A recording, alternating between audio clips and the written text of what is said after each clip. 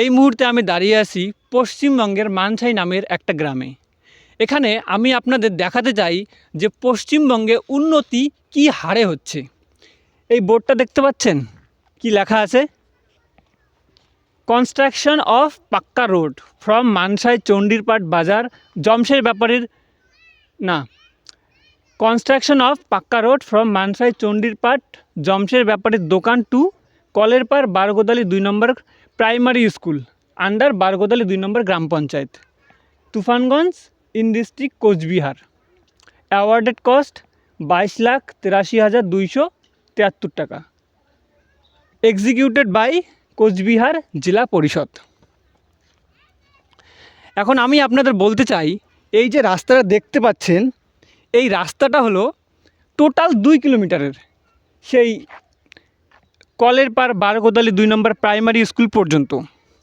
এখন এখানে হয়েছে কি, 1 কিলোমিটার রাস্তা তারা পাকা করেছে, এখনও প্রায় 1 কিলোমিটার রাস্তা বাকি আছে। ঘটনা হলো, এই যে 1 কিলোমিটার রাস্তা পাকা করেছে, এই 1 কিলোমিটার রাস্তার মধ্যে যেখানে বাড়ি বেশি নেই, প্রায় এখানে 10-12টা বাড়ি মাঝখানে, এইটুকু রাস্তায় 1 কিলোমিটার রাস্তা পাকা করেছে। এখন এই দিকে এখান থেকে মেন বাড়ি শুরু হয়, সমস্ত বাড়ি এইখান থেকে শুরু হয়েছে। এই চারপাশে মাটি কাটতেও হবে, কোথাও ডিগি আছে সেই ডিগির পাশেও মাটি কাটতে হবে, মানে মেন যে কাজ আছে রাস্তার এখান থেকে শুরু হবে। কিন্তু রাস্তা এখানেই শেষ করে দিয়েছে, বাকি আর ওইদিকে কাজ হয়নি। আমি আপনাদের নিয়ে যাব যে কতটুকু রাস্তা বাকি আছে বা কী অবস্থা ওইদিকে রাস্তা, সেটাও আপনাদের তুলে ধরবো। তো চলুন ভিতরে যাই।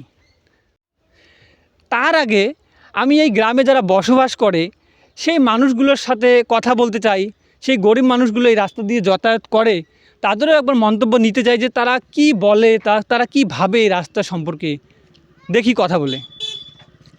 তো আমি এখানে ভিডিও শ্যুট করতেছি, আর এখানেই কিছু মানুষ সেই গ্রামে দাঁড়িয়ে দাঁড়িয়ে আমার ভিডিও দেখতেছিল। তো আমি এনাদের সঙ্গেই কথা বলি। কি নাম দাদা আপনার? হাসেন আলী। হাসেন আলী। আচ্ছা, রাস্তা দিয়ে তো যাতায়াত করেন। এই যে অর্ধেক রাস্তা পাকা করেছে, আবার অর্ধেক রাস্তায় পাকা করেনি।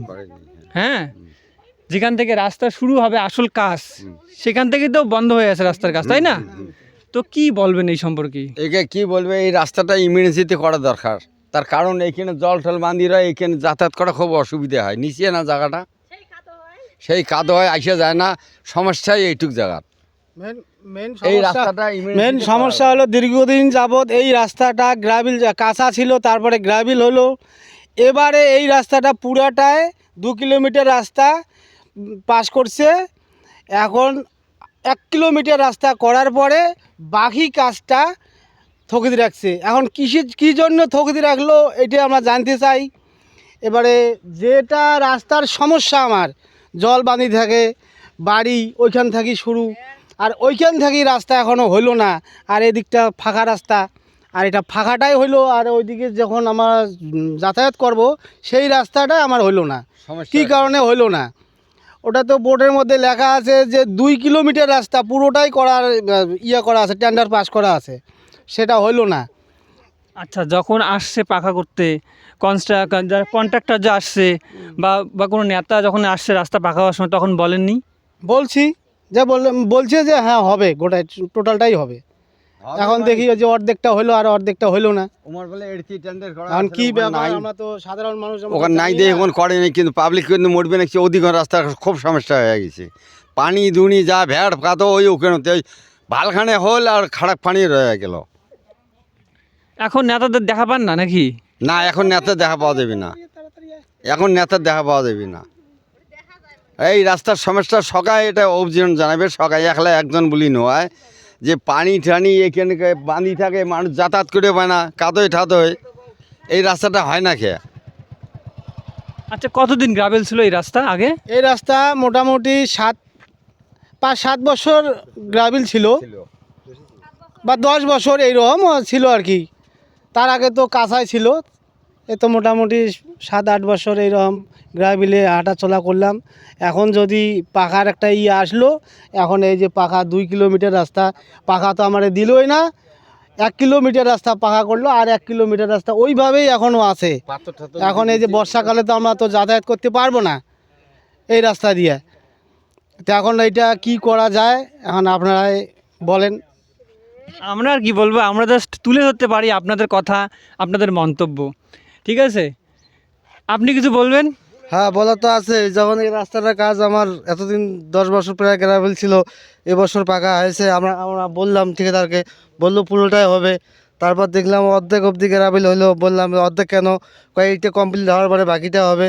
তা এই বলে আমাদেরকে আশা দিয়ে অর্ধেকটা পাকা হয়ে গেল, আর অর্ধেকটা বেলা যে এখনও নাই, এটা পাকা হবার তো প্রায় 7-8 মাস হয়ে গেল। আমার বাকি যেটুকু রাস্তা খারাপ ওইটুকু কাজ এখনও এই পর্যন্ত বন্ধ হয়ে আছে। আমাদেরকে তো কন্ট্রাক্টর বলছিল পুরোটাই হবে, এটা কমপ্লিট হওয়ার পরে ওটা কাজ চালু হবে। এটা তো কমপ্লিট হয়ে গেল, ওটা এখনও চালু হলো না। মানে এখনো 6-7 মাস হয়ে গেছে রাস্তা পাকা হওয়ার, হ্যাঁ, হ্যাঁ। কিন্তু আপনাদের বলছে যে এটা এইটুকু হওয়ার পর ওইটুকু হবে। হ্যাঁ, ওইটুকু হবে। কিন্তু ওই যে 6-7 মাস হয়ে গেল, এই পর্যন্ত এখনো আসলো না, কোনো খবর নেয়নি। না, না, এই পর্যন্ত আর কোনো আশা হলো না, খবর হলো না। আর আমরা যখন বললাম তখন বলছিল পুরোটাই হবে, এই অর্ধেক করে আর অর্ধেক বন্ধ রাখলো। এখন শোনা যায় যে এখন হবার নয়। এখন হ্যাঁ, আচ্ছা, তো শুনতে পারলেন এই গ্রামের মানুষ যারা এই রাস্তা দিয়ে যাতায়াত করে তারা কি বলল এই সম্পর্কে। চলুন আমি ভিতরে নিয়ে যেতে চাই, আপনাদের দেখাতে চাই যে এই রাস্তার কি অবস্থা ভিতরে।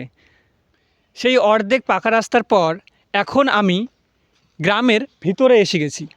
এই দেখতে পাচ্ছেন রাস্তা, গ্রামের মাঝখান দিয়ে এই রাস্তা চলে গিয়েছে।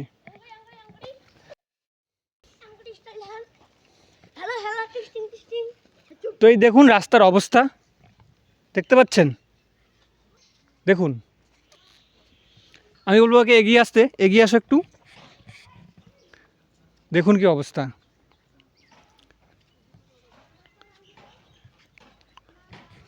এগিয়ে আয়, এগিয়ে আয়। আমি দেখাতে চাই যে কী অবস্থা রাস্তার, মানুষ এদিকে কিভাবে যাতায়াত করে। দেখুন রাস্তার এই অবস্থায় মানুষ বাইক দিয়ে যাতায়াত করে, 4 হুইলারও যাতায়াত করে এই রাস্তা দিয়ে। পাশে ডিগি, আর তার অবস্থা, আর তার পাশে রাস্তার অবস্থা এই ধরনের। অর্ধেক রাস্তা পাকা করেছে আর অর্ধেক রাস্তার অবস্থা এই ধরনের। কখনো বলুন এই রাজ্যের মুখ্যমন্ত্রীকে, দেশের প্রধানমন্ত্রীকে এদিকে আসতে বলুন, হাঁটতে বলুন, তাহলে বুঝতে পারবে যে এই দেশের মানুষ, এই রাজ্যের মানুষ কেমন রাস্তা দিয়ে যাতায়াত করে। তাছাড়া তো আর বুঝতে পারবে না। আসুক, কোনো মানুষ আসুক, তাদের কথা আমি আপনাদের শোনাবো। এই গ্রামে বসবাস করেন? হ্যাঁ, এই গ্রামে বসবাস করি। আপনার গ্রামের রাস্তা তো এইরকম অবস্থা, কি বলবেন? আমার এই রাস্তা তো কোনো কাজই হয় না, মানে অর্ধেক হয়েছে আর অর্ধেক বাকি। এই এতটুকু রাস্তা আর হয় না, বহুদিন ধরিয়া ঘুরছি, রাস্তা হয় না। কি কি অসুবিধা হয় রাস্তা দিয়ে যেতে? রাস্তা দিয়ে বর্ষার সময় তো চলাফেরা করাটাই জুলুম।